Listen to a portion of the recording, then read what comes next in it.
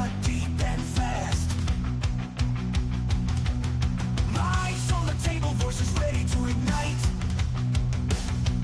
Unapologetic truth, roaring through the night. They don't dress it up, they don't sugar the core. Two battle-worn souls bringing thunder to the floor. Unfiltered fires be what they see. The Unapologetic Podcast, raw and obscene.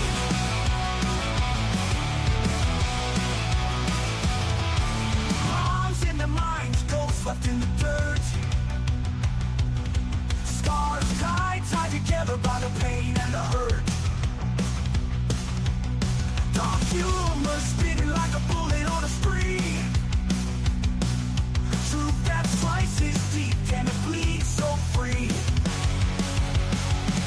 They don't dress it up, they don't sugar the core. Two battle-worn souls bringing thunder to the floor. Unfiltered fires be what they see.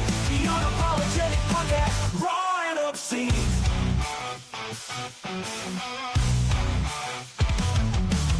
Crushing the lies on an old machine.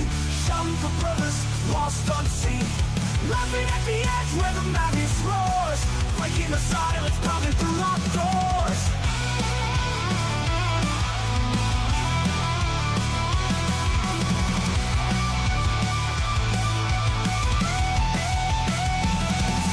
Dress it up, they don't sugar the core. Two battle-worn souls bringing thunder to the floor. Unfiltered fires spin what they've seen.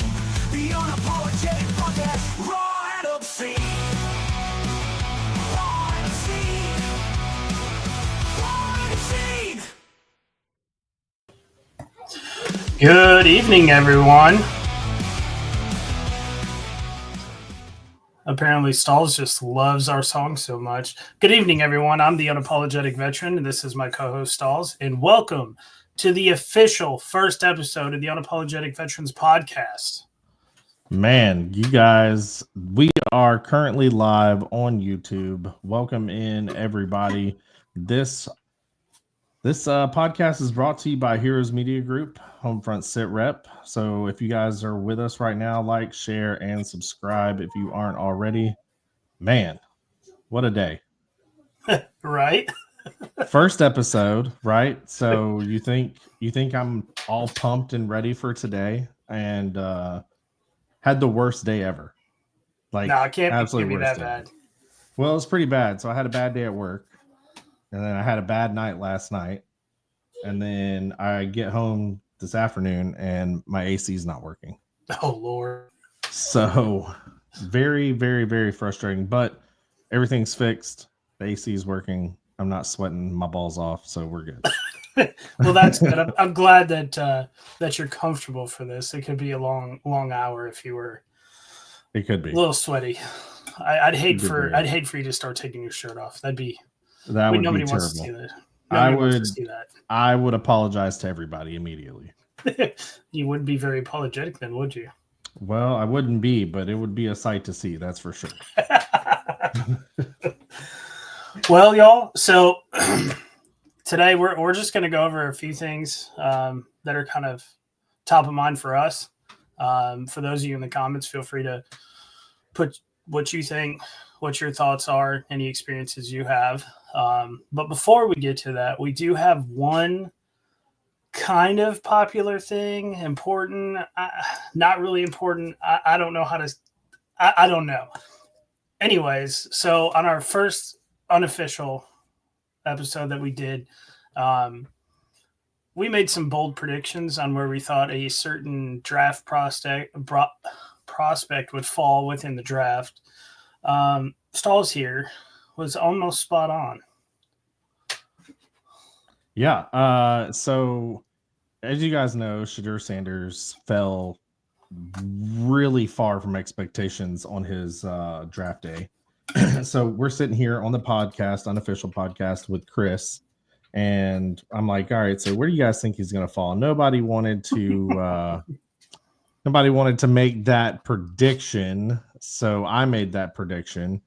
And I said he was going to fall in the middle of the 5th round. And I'll be damned if he was not the 16th pick of the 5th round. So Anyways, I called it. I should have placed a bet with Vegas, but I didn't. So it is what it is.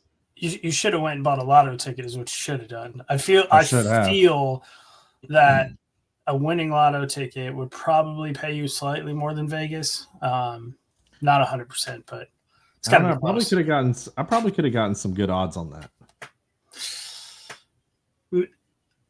If you did it before the start of the draft, maybe.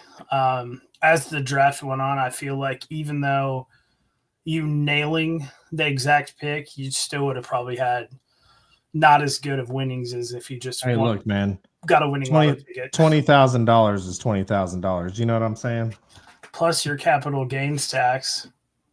Very true. That's all right. It would have been well worth it for that pick and that hit because I would have gone to ESPN with that. Let's just say that. ESPN, ABC, CBS, Fox News, I mean, whoever, right? Hey guys, I did it. This is me. This is me. I was right. All right. So, VA healthcare. Oh gosh, what a subject. It's a thing that's all near and dear to our heart. Some of us have better experiences than others. Some of us don't care. Some of us, it actively is a bane in our existence. But let's start with this. So you're currently going through the process of trying to get your disability through the VA. Why don't you walk me through what your experience has been and how it's gone for you? So for me, I started this process back in 2013, 2014 timeframe. And if anybody remembers at that time, the VA was severely underfunded. The average time for a claim was almost 9.5 months. So you got to think at that time, there was a lot of people getting out. There was a regime change in our government, things like that. So it was hard for me because at that time, I only had a couple of things that I thought I could claim, right? PTSD and my left ankle. And then the VA, I do the claims online by myself because I'm like, all right, I can do this process by myself, right? It's super easy. So I do the first 2 claims by myself, and then I never hear anything from the VA. 6, 7, 8 months go by, I never hear anything. And then I call them and they're like, well, you missed your CMP appointments. What CMP appointments? I never got the notice. You guys didn't send an email. You didn't call me. I felt like I was you remember when that episode where the Tiger King is like, I called 3 times. I called 3 times. I didn't get a hello. Fuck you. I'm here. Nothing. So that's how I felt. And, it kind of discouraged me. So fast forward now, it's 2024, and I come across a VA, like a VA attorney who was like, hey, look, you pay me $1,200 up front. I'm going to do all your filings for you. Make sure all your exams get scheduled. Make sure that you're taken care of, and I'll help you through the entire process. Basically, hold your hand through the entire process. And I was like, hell yeah, if I don't have to lift a fucking finger, that's me. So I'm going through it now. And the first two out of three claims that have been filed, along with the supplemental claim for the PTSD and left ankle that previously got denied because I never showed up for the appointments. The first 2 of 3 got approved. And so I'm currently sitting at 40%, which is great. But I have what they call chronic rhinitis, and it's a condition that is easily diagnosable. The treatment for it is not as easy. It usually involves some type of surgery to correct it. but the VA did their CMP exam. They really didn't dive too deep into it. They didn't send me for an MRI or any extra tests or anything like that. And so they gave me a 0% service connected. And I felt like that was a slap in the face. I felt that was like a, dude, you didn't do your part, so we're not going to help you out. Or we don't think it's severe enough, but so we're not going to pay you for it, which is fine. At least they service connected it. So now I can go and get help through VA healthcare. But it's still tough because it's almost like you have to prove them wrong instead of them prove you wrong, which is how I feel the system should be. So who knows, man? I mean, we'll touch on it later on, the progress of everything and how it's going, but at least I have a rating right now, which is better than some people. Some people have been fighting for a rating for years and never get one. Yeah. So, I'm thankful for that, but at the same time, it shouldn't have taken from 2013 to now. So, yeah. And I'm sure you have, some experience with the VA. Maybe your road was a little easier, but yeah, I mean, I started mine in 2019, I think, is when I started mine. And I was kind of like you. I didn't know anything. Didn't have a fucking clue that any of this even existed, right? Didn't know that you could do more than one thing at once. Didn't know that what Addison said in the chat, CMP is only there to verify your condition, not send you for the extra test. You have to prove that you're being treated for these conditions. See, I didn't know any of that. I just knew this is what I was supposed to do. So like you, I did my back, my knees, and that was really it. And I got through no issues. Didn't really have any struggles. I mean, it was pretty straightforward. I got my appointments, showed up. They agreed that I had these issues, and boom, there you are. And then I went 5 more years and didn't do anything. And finally, I was actually at the VA at an appointment, and the VA doctor was like, "Hey, you're getting treated for all this stuff, and you have a pretty low disability rating. I feel, fully confident that this is service connected. You should go apply." So my father-in-law is a Vietnam vet. He was in the Air Force, and he used the DAV. And I was like, sure, he had things to say. So I called the DAV, and they do everything. That one was for sleep apnea, PTSD, my left side of my body. Because the first time I only did my right knee, my right shoulder, my right elbow, because that's what I actively hurt.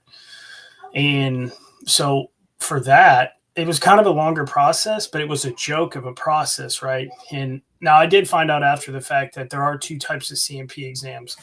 There's one where you got to go in. They verify your conditions. They verify what you're being treated.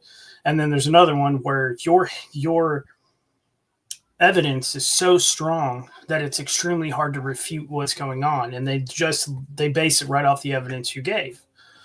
And so at that time, I had already done 2 sleep studies through the VA for sleep apnea. Like, I had a civilian doctor who said the same thing, because I was actually thinking about getting the implant that they put in instead of actually using the CPAP machine. It's like wearing a Darth Vader mask while you sleep. It's kind of difficult, right? I still am not used to it. I'm your father. Yeah, exactly. And I always end up ripping it off anyways. So I did that. And so for my sleep apnea, they just took the VA test that I did. I didn't even do a CMP exam for that. Never seen anybody. And then my PTSD, I had a buddy statement. I had a statement from my wife. I had an NCIS report. I had a base commander's report. I had my therapist who I'd been seeing at that time for 2.5 years every week or I should say at least once a week. There was a couple times I seen her twice a week.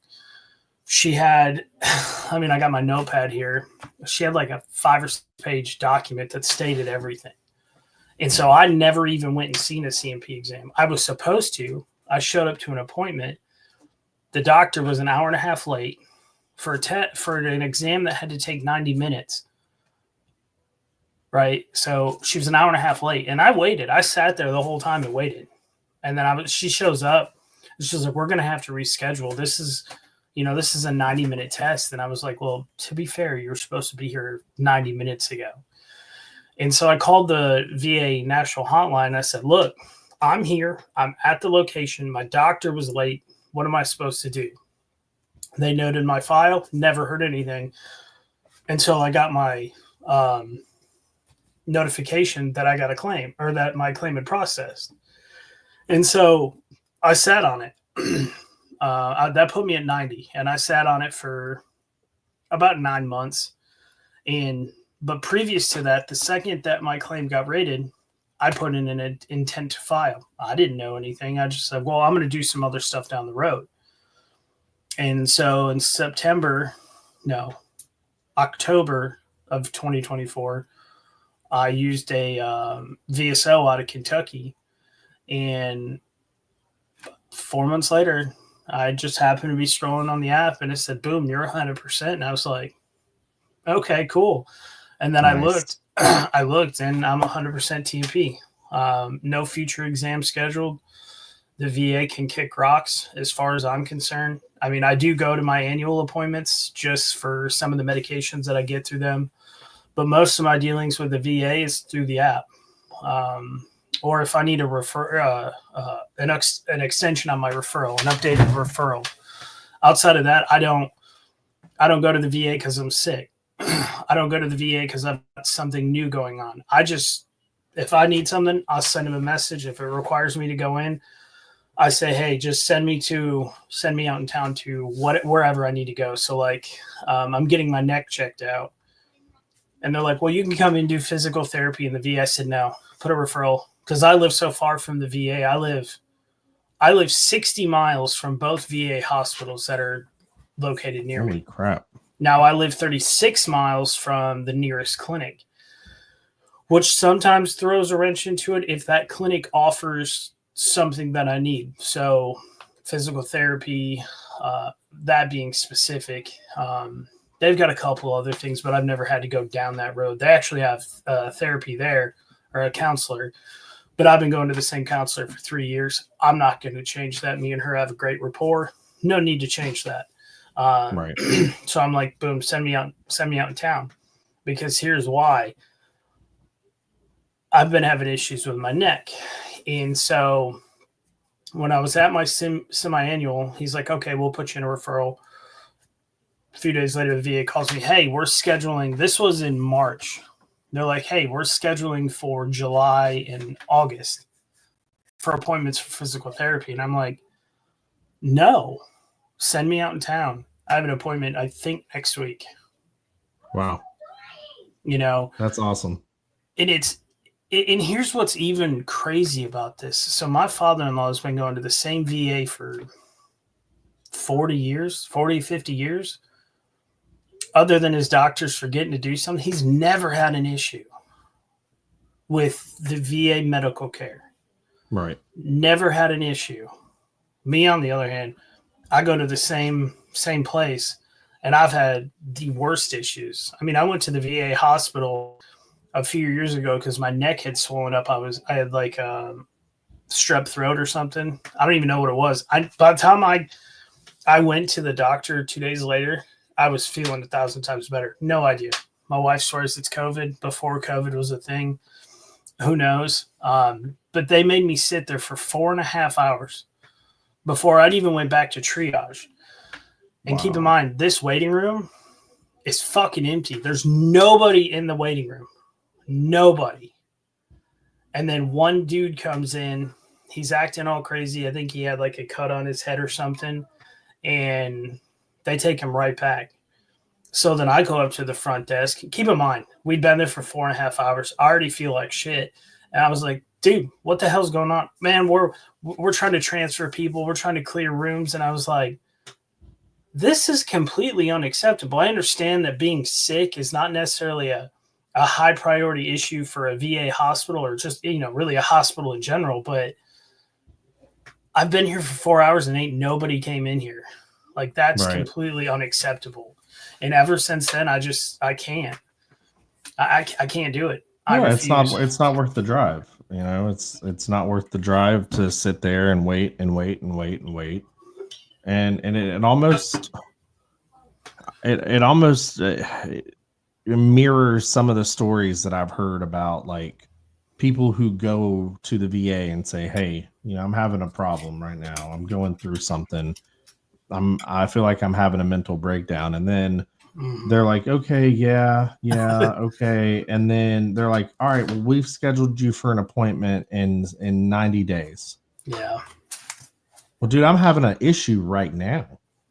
Yeah. Like, I don't need an appointment in 90 days. In 90 days, I might not even be here. Yeah, exactly. So, I mean, which the VA mental health crisis is god awful. I mean, it's a tragedy. It's a tragedy. I mean, VA and mental health is a fucking joke. There's no other way to put it. I mean, when I went through that process for me, so I went to my primary care doctor. Then I had to wait another 30 days to go see a psychologist. And then they were only going to be able to see me once every 45 days. And this, so this was 7 years ago. Right. They were only going to be able to see me every 45 days. And I was like, this is unacceptable. So I said, I need to at least see somebody twice a month. And then I had to wait another 9 months for a referral, right? Then they give me a referral. The doctor that they gave me a referral does not treat PTSD. That is not on his list. Jeez. He offers VA services, and I'll get back to this in a second. He offers VA services, he offers his services to the VA. That's a better way to put it. Why? Because he gets paid. He gets guaranteed payment. Guaranteed. The VA pays him. Well, I was like, this isn't going to work. He doesn't really do what I'm needing. Like, let me get another one. All right. So I get a call random day from a clinic, and they're like, hey, this is so-and-so from whatever clinic. And we got the referral sent over from the VA. We want to get you in for therapy. Oh, sweet. Cool. Where you guys at? Didn't bother looking them up or anything. I just said, okay. The day of the appointment arrives. I show up. It's a fucking methadone clinic. Suboxone methadone clinic. What does that even have to do with mental health? They offer counseling service for addicts. Wow. Yeah. No. Oh. Wow. Wow does not even cut what happened that day after I seen that. I pull up. I'm on the phone with my wife, and I said, hey, I'm not sure I'm in the right place. So I pull up the email, double check the information. Sure as shit, I'm in the right place. So I'm like, you know what? All right. There's people out in the parking lot that just look strung out. And, if they're there to get clean, hey, kudos to them. I respect that. I go inside. There's all kinds of people. The place is filthy and disgusting. And they're like, hey, what are you here for? Are you here to fill your prescription? I said, no, I'm not. I'm here for therapy. Oh, well, here. They gave me a packet that looks like this to fill out. And I said, no, I'm good. I walked outside, sat in my truck. I called the local VA hospital. And the first lady that answered the phone that deals with mental health and the scheduling, I let her have it. I mean, full Marine Corps, knife hand, Like, Oh shit! speak Busted with out your, the knife hand. speak with your diaphragm, right? Say it with your chest. Stop. I mean, I let her have it. And she's like, I apologize. Like, we'll remove them from the list. And that's when I found out that medical providers can apply to offer their services to veterans because they get an added bonus as being a civilian doing that. And I said, look, I've got some problems. I haven't quite picked up a needle yet. Like, I don't think this is the place for me. And then they transferred me to my now therapist, and we do remote therapy. Like I said, once.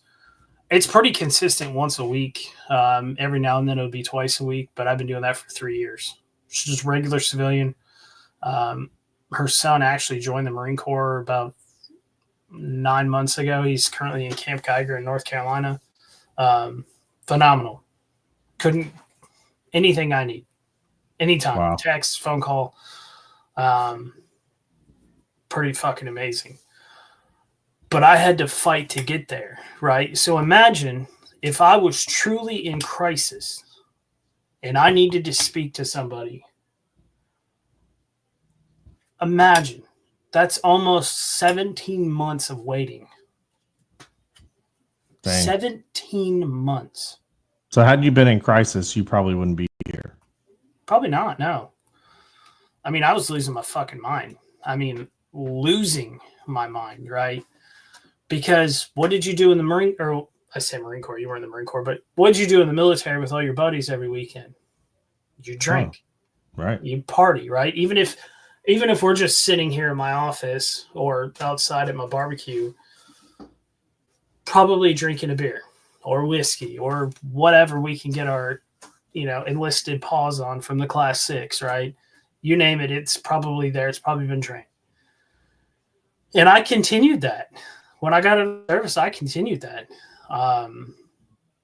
We all do. Heavily. It's how we cope. I mean, I drank 3/4, or I'd say a half to 3/4 of a fifth of whiskey a night. Pretty regularly. Right. And, and honestly, it wasn't until probably 6 months ago that I really stopped doing that. And I mean, I stopped. I don't, obviously I had a beer tonight, but I probably won't drink for another week, maybe 6 weeks. I don't know. I don't do it anymore. I don't have the craving. I don't have the desire, don't have the need. Right.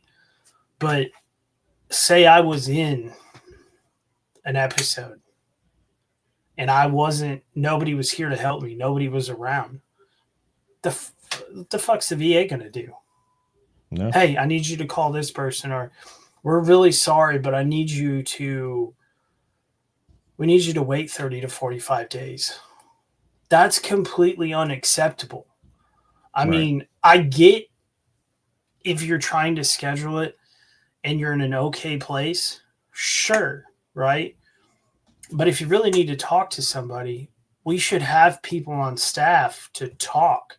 I'm not asking for me to, have diarrhea of the mouth and share my whole story every time, but maybe I just need to talk to somebody, and you call 988 and get fucking hung up on. Like, no, it's completely unacceptable.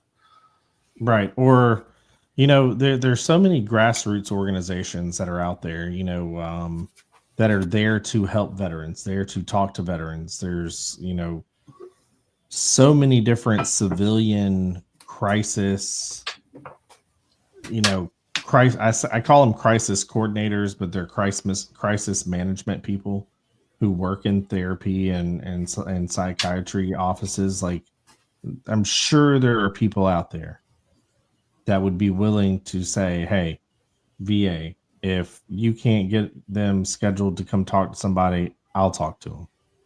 Because there are truly people out there that care, right? At least you would hope. You would assume so, right? But what does assuming do? Right. Very true. I mean, I've met some amazing people. Matter of fact, the guy who made this hat, phenomenal dude, right? His mission is phenomenal. But how many people are really, really like that? You know what I mean? You have all these places saying, yeah, we're here. But when somebody calls, are you truly there? Like, Right.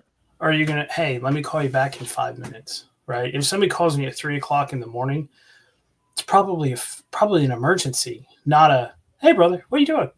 Like, how's things going? You know, Right. like, man, I had this wicked, crazy idea. Like, what? Let me spit this off you. Yeah, I mean, some people work that way. Like, that's how they operate. But, like, the people I know, if they call me at 3:00 in the morning, there's something wrong. You know, and how many of these organizations are going to answer that call? Yeah, not very many. I would say that, for anybody out there listening, if you're close with some of the guys that you served with, like me, I'm close with a lot of the guys that I served with. One of the guys I served with is my best friend. He was the best man at my wedding, but we kind of started kind of like a call tree. Like these 7 guys are responsible for calling and checking in on guys. Or if you have something going on in your life and you need someone to talk to, this is your call tree. This is who you call, because it's the 7 closest people to you. So, set something up like that, man. I mean, I think I call people at least once a week. Everybody who's close to me, call them once a week, just saying, hey, man, how's it going? Yeah. How are you doing? Yeah. I mean, that's a great idea. But, like, how many veterans have we met, whether it be on TikTok lives or, well, I guess really on TikTok lives, but like who they don't have those guys, right? They don't. I mean, that's the thing.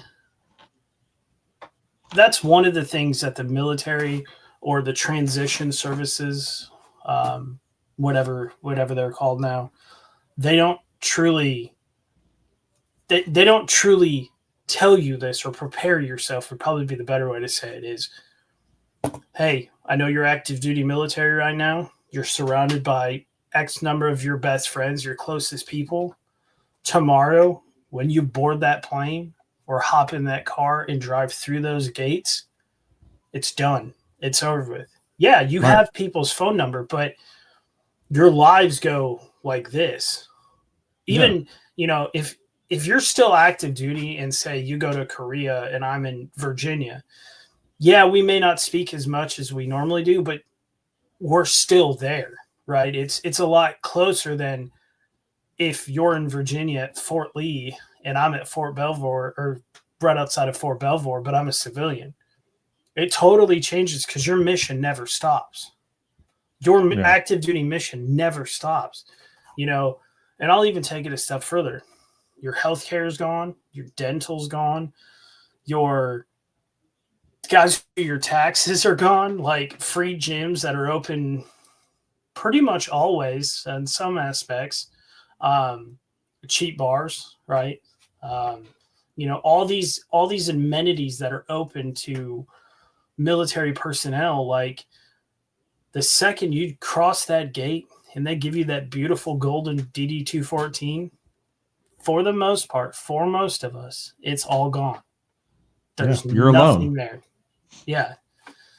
It's so I always thought that the transition teams that were there for people who were getting out, I always thought that they were kind of a joke.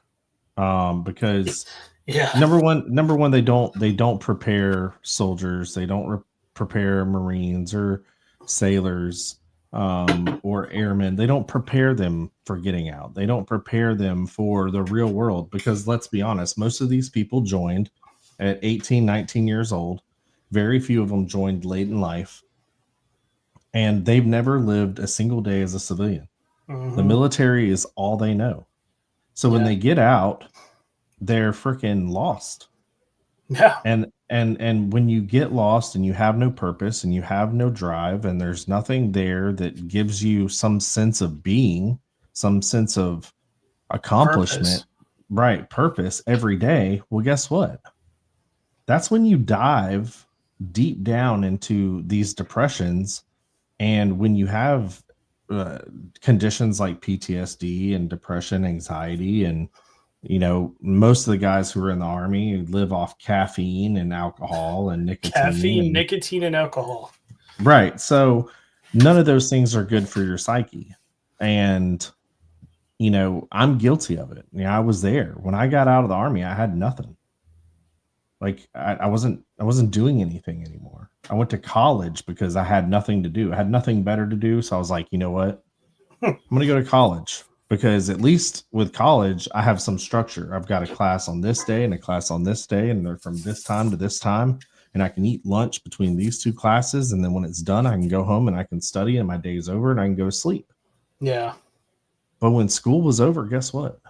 Man, I dove deep down into this depression, and I was jumping from civilian job to civilian job because I was angry. I felt like I had wasted my life. And, finally in 2018, I'm in a toxic fucking relationship. I'm drinking, I'm smoking, not sleeping. And finally one day I'm sitting inside my apartment and I'm like, today's the day. I can't do this anymore. Today is the freaking day. And I'm sitting there and I'm getting ready and I get a phone call. And that phone call was from my kid. And dude, if it had not been from the fact that my kid called me at the perfect time, that we wouldn't be having this conversation. Right. And there's so many other guys who go through that. There's so many other people who are out there who just, they're lost. They need a sense of purpose. They need to find that hobby or that thing that keeps their mind busy. Like for me, keeping my hands busy. I work a full-time job. I'm doing the podcast with you. I run a nonprofit organization and I'm a member of a motorcycle club. Yeah. So my dance card is full, people. Yeah, but see, like, that's what keeps me going. You now have purpose. Right. Right. I think it all boils down to a sense of purpose. Like, even when you're in college, your only purpose there was to fill your time so you weren't alone. Right? Idle hands. Yep. What happens when you're idle? You start to go inside and you're like, man, in that desert, like, was it all worth it?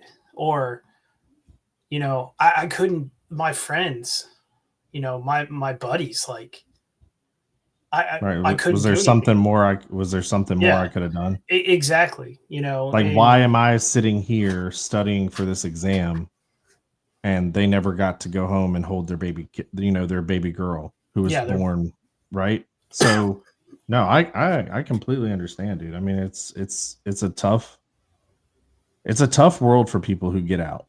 And I do not envy anybody who's put in that situation, because the military needs a transition program that starts a year out from their ETS date. Yeah. Well, personally, I think a year's a little long, right? Because I got 6 months notice that I was getting out, because I tried to extend. I tried to re-enlist, and the Marine Corps said, fuck you. No. I was like, okay. Okay. So I had 6 months, but our TRS was a week. And of that week, 2 days were learning how to write a resume. Now, keep in mind, I already had a government contract job. I was a government contractor. I had already agreed on everything. They were going to pay me to move to St. Louis. They were going to pay me for a month so I could get out, transition, and then go work. I had all that. I didn't have to write a resume. But the other 3 days, one day was going over the Labor Department and the services they offer veterans. One was going over health care that's available for you immediately following your separation. Resources that you can go to, like, so they up again, resources you can go to find a job. They go over the educational portion of it, how to use your GI Bill, whether it's for those of us that were in during that time, the Montgomery, everybody now is on the post 9/11. Right. You know how to use all that stuff. Not once did they say, hey, if you're in crisis, call 988, or these are X organizations here are great for helping veterans transition, whether it be mental health, whether it be places to live, whether it be places to help you find a car if you don't have one, for those of us that are stationed on an island in the middle of the Pacific Ocean, because it takes 3 months for you to get your shit.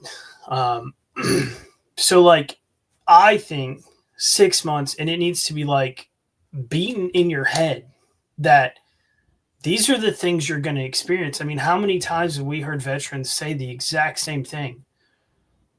I don't know if it's going to take an act of Congress. I don't know if I'm going to have to go find me a 3-piece suit, 4-piece suit, and a fancy hat and some gator boots and go up to Washington, D.C. and say, hey, listen, what we're doing isn't working. Now, the polar opposite of that is there are a lot of veterans that get out that roll right into a job and they somehow make it through and they're fine. They never have these issues. But there are a majority that do. And we sit here all the time and talk about like veteran suicide, for example, right? 22 a day. Let's do it for the 22 a day. Like, okay, let's do it. Let's raise awareness for it. I'm all about it. I think everybody needs to know what that number means.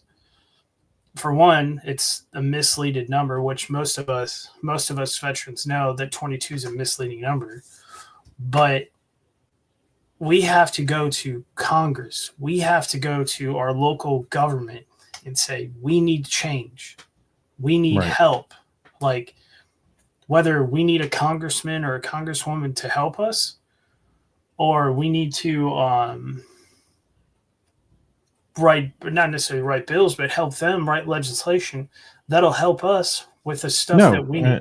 You're right. And see, the problem with that is if you go back and you look at, there's been several bills and legislation that has been passed where money has been set aside for, veteran or military service mental health funds, like that have been earmarked for these funds to go to mental health awareness and mental health preparation and mental health this and mental health that. But there's never been a single piece of legislation that has been just for veterans. It's always a footnote in a bill or a footnote in something that gets passed, and it's not focused on just the main issue. And I understand our government is so messed up in ways where they have to appease this person on this side of the aisle, and then this person on this side of the aisle has to do this for his constituents. But at some point, our government has to go, this is not a partisan issue. This is a bipartisan issue. This is an American issue, an American veteran, U.S. military issue. And we have to get legislation passed just for our military service members and our veterans, where healthcare and mental health care, number one, and mental health awareness has its own legislation. Absolutely. And until that happens, we're going to continue seeing this. And I know everyone's heard about Operation Deep Dive and the fact that 22 a day is the number. 22 service members or veterans, commit suicide every day. Well, if anybody knows anything about Operation Deep Dive, it was a study done by Duke University and the University of Alabama.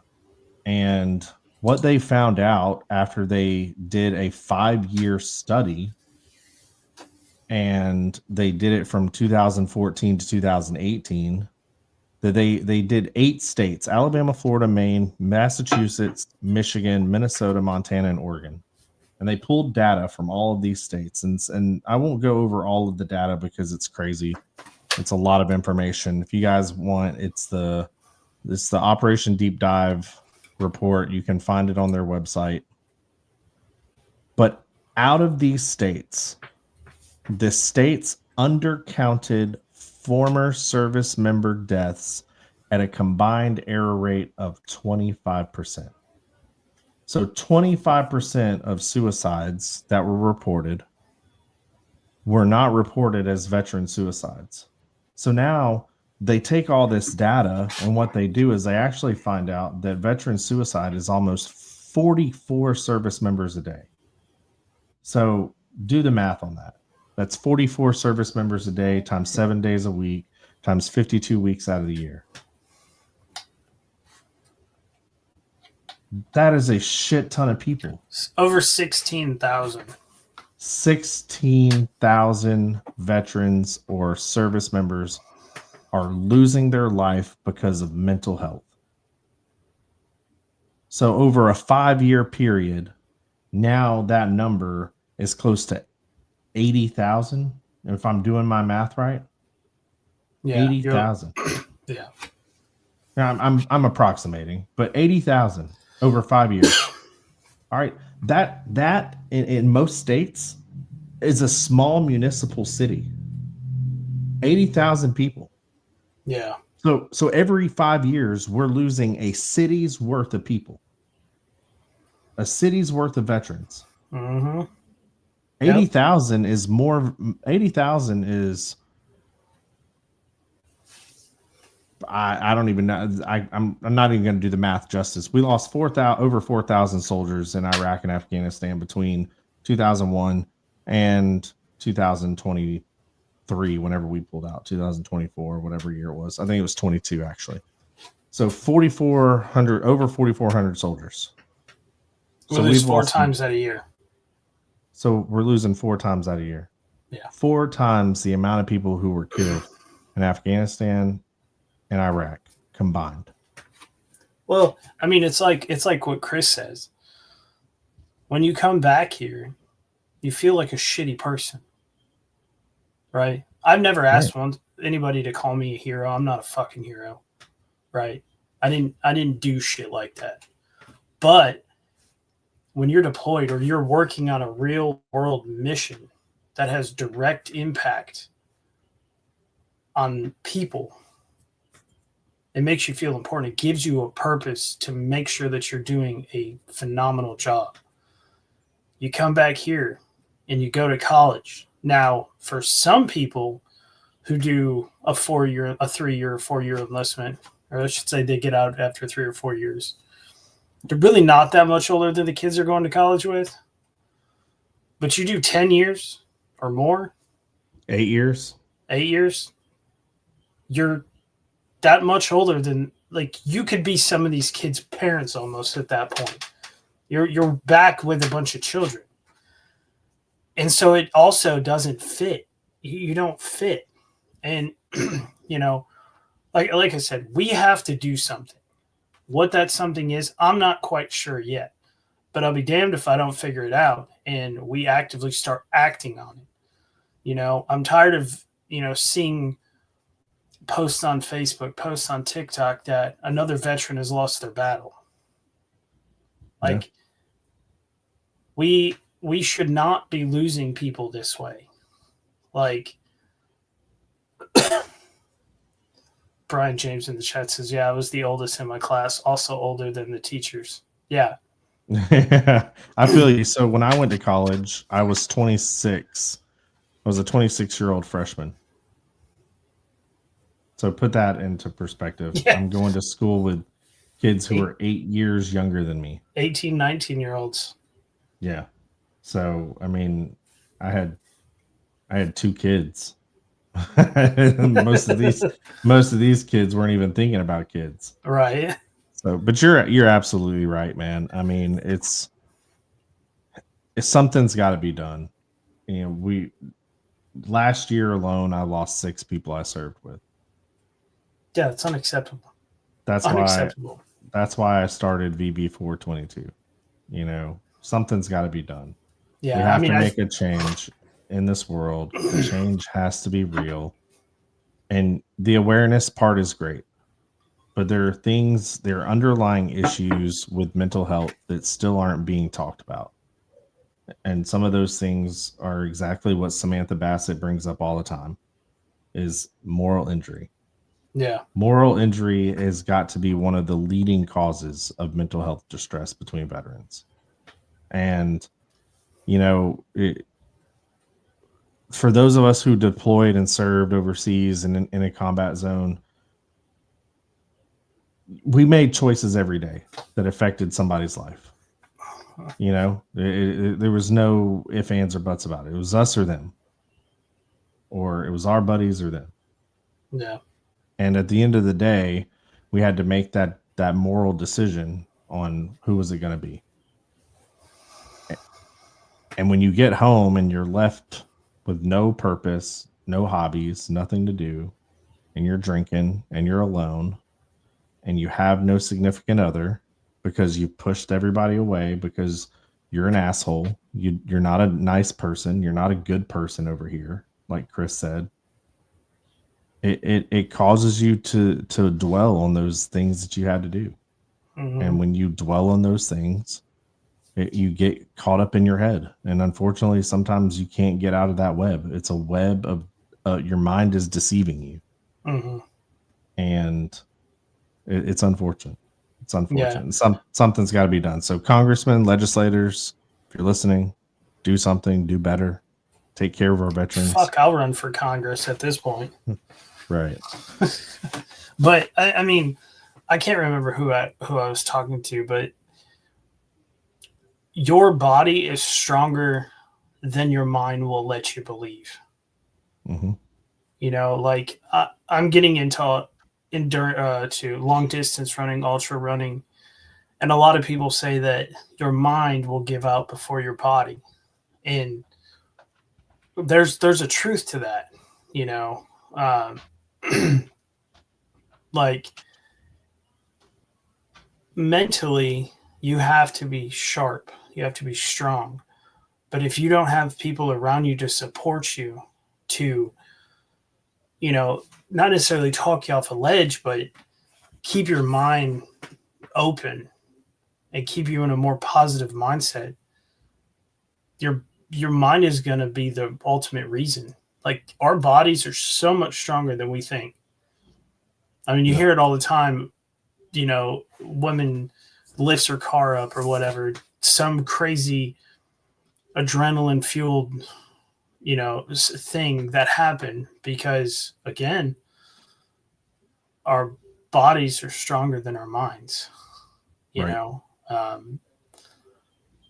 But with all that, we have to draw a close to this episode. We have to keep it under an hour, y'all. We have to work on this. We are 0 for 1 right now with keeping our episodes under an hour. So with all that, do you have any closing thoughts on everything, on anything that we've talked about? Yeah, I mean, everything we've talked about today, guys, is honest. I mean, it's true. It comes from our own core beliefs. You know, for those who don't know, Josh and I are part of an organization called Veteran Bikers for 22 a Day, or VB422.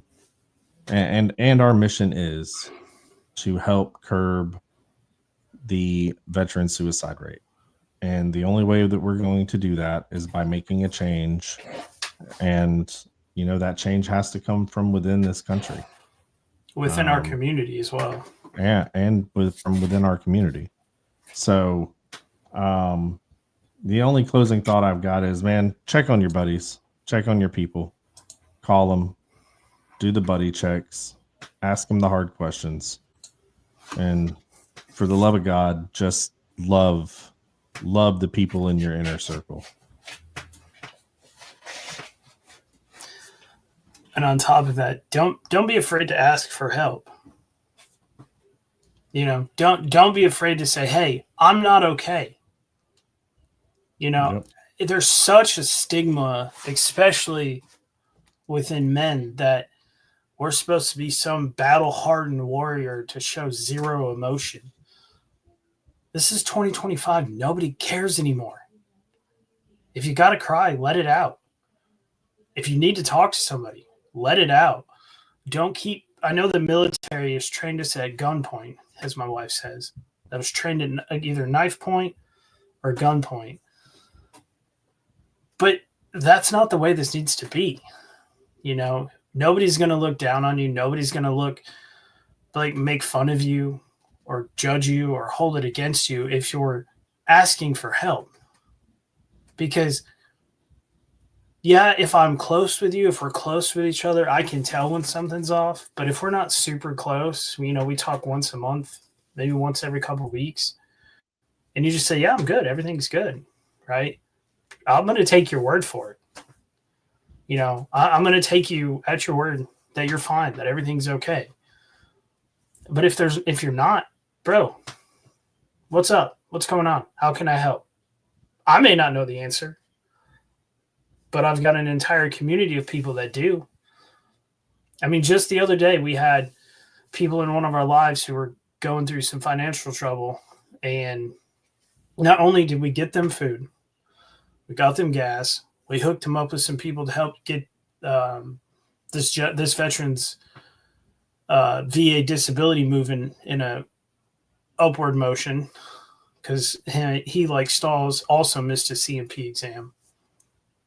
Like, I couldn't answer that by myself, but the community of people that we surround ourselves with, they can. Like, but you have to ask for help, because I can drag you, I can pull you, I can push you, but I can't make you ask. You know, I could tell people till you're blue in the face, hey, he's not doing good, he needs help. But until you say, hey, I need some help, like, unfortunately, I can't do anything.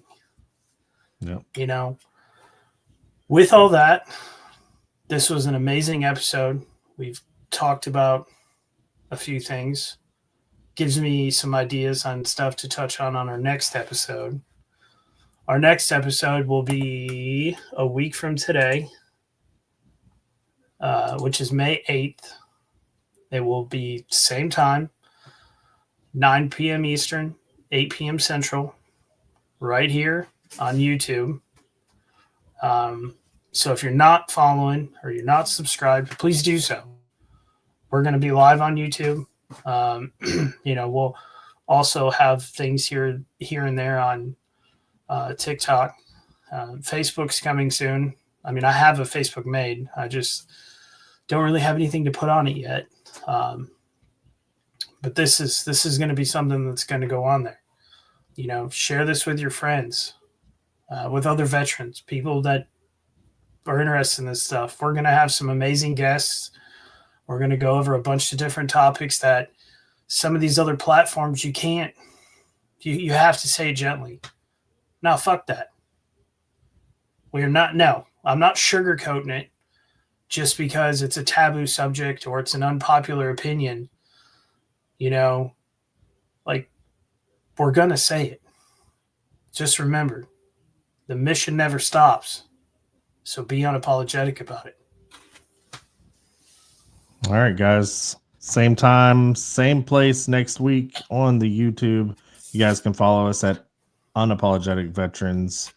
Like, share, subscribe. Tell your friends, tell your family, tell your baby mamas. And always remember, this is brought to you by Homefront SitRep and Heroes Media Group. You guys stay unapologetic.